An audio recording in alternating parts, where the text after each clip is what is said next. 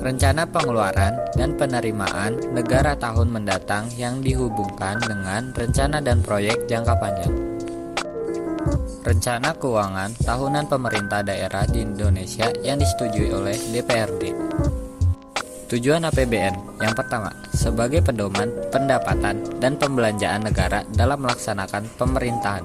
Dan yang kedua, pemerintah memiliki gambaran jelas tentang pendapatan dan pengeluaran selama 1 tahun.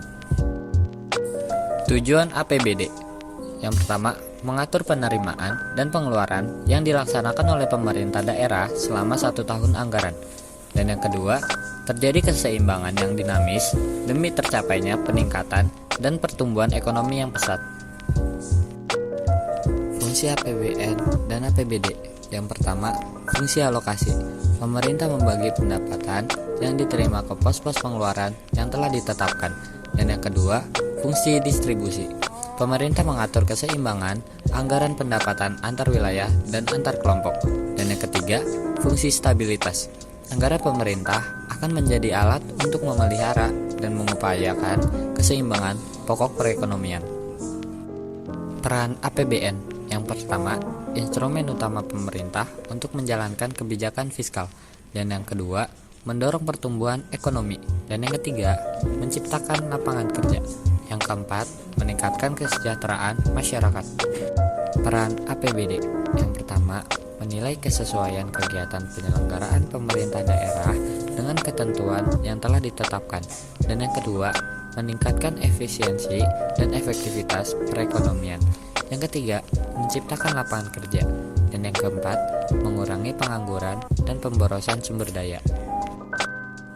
Sumber penerimaan APBN dan APBD: pajak, PNBP, dan hibah.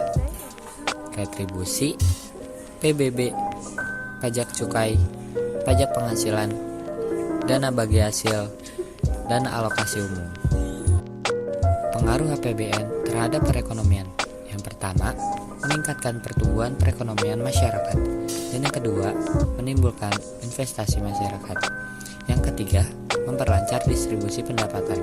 Yang keempat, menciptakan kestabilan keuangan dan moneter. Pengaruh APBD terhadap perekonomian.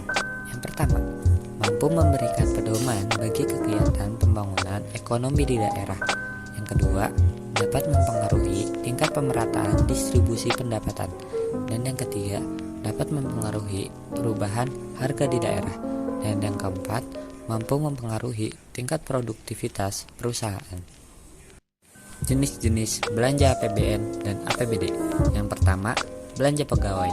Dan yang kedua, belanja barang. Yang ketiga, belanja modal. Dan yang keempat, belanja bunga utang. Yang kelima, belanja subsidi. Dan yang keenam, belanja hibah. Yang ketujuh, bantuan sosial. Yang kedelapan, belanja lain-lain. Yang kesembilan, transfer ke daerah. Mekanisme penyusunan APBN. Yang pertama, RAPBN dalam bentuk nota keuangan negara. Yang kedua, Presiden menyampaikan RAPBN kepada DPR.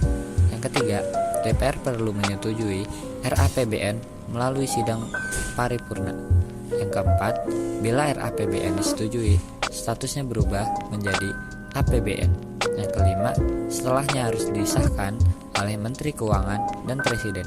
Yang keenam, pelaksanaan APBN akan diawasi oleh Badan Pemeriksaan Keuangan. Yang ketujuh, pertanggungjawaban pelaksanaan APBN biasanya dilakukan setelah 1 tahun. Mekanisme penyusunan APBD. Yang pertama, pemerintah daerah melakukan pengajuan permohonan rencana APBD kepada DPRD. DPRD akan melakukan analisis RAPBD lalu mengambil keputusan. Jika RAPBD disetujui oleh DPRD, maka akan diaplikasikan menjadi APBD. Pelaksanaan APBD yang sudah disetujui dengan peraturan daerah.